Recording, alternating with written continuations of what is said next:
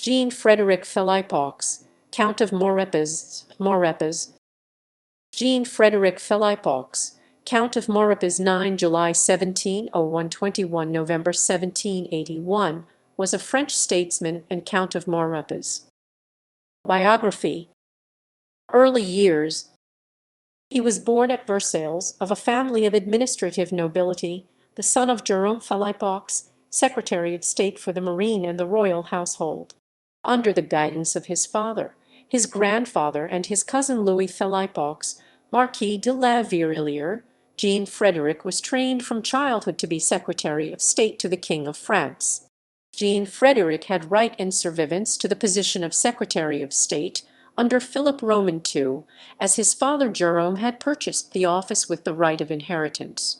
In 1718, at the age of 17, Jean became the minister of the royal household and Comte de Maurepas under the guardianship of his cousin La Vieillard. Shortly after, he married the daughter of his cousin, Marie Jean. 5 years later, on 16 August, he began his duties as Minister de la Marine to Louis Roman XV, administering the navy, colonies, and seaborne trade. In 1738, he was promoted to the Council of State, and in time aided the king, alongside several other ministers, in making significant political decisions. Jean continued his administrative career after the death of his guardian, and was Minister de la Marine until 23 April 1749, when he was removed in a coup. Political rising. Skilled in military and naval strategy, Maurepas enabled the French navy to regain previously lost prestige, and France was once again recognized as a maritime power.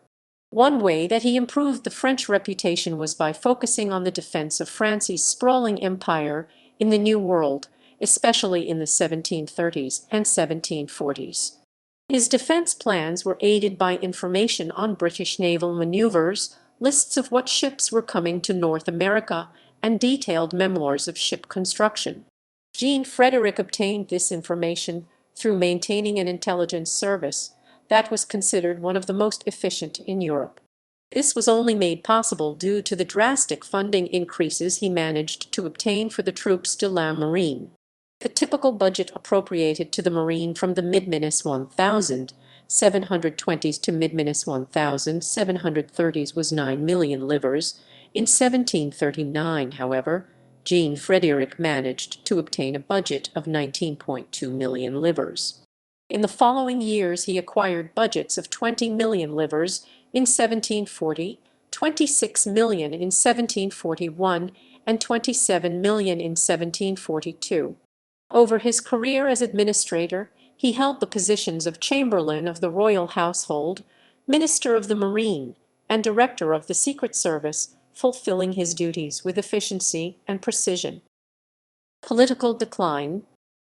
In 1749, Maurepas was removed by a coup led by Duke of Richelieu, putting an end to his period of immense success.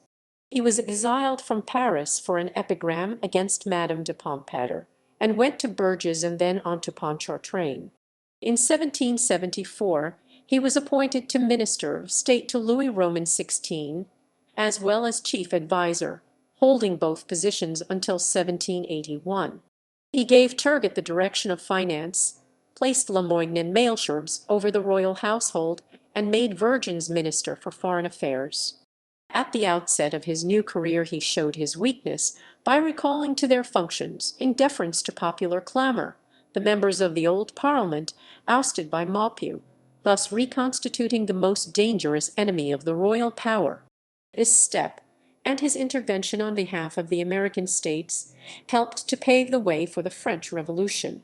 Jealous of his personal ascendancy over Louis Roman XVI, he intrigued against Turgot, whose disgrace in 1776 was followed after 6 months of disorder by the appointment of Jacques Necker. In 1781, Maurepas deserted Necker as he had done Turgot, and he died at Versailles on 21 November 1781. Legacy. Maurepas is credited with contributions to the collection of fascicles known as the Étrennes de la Sainte-Jean II ed. 1742.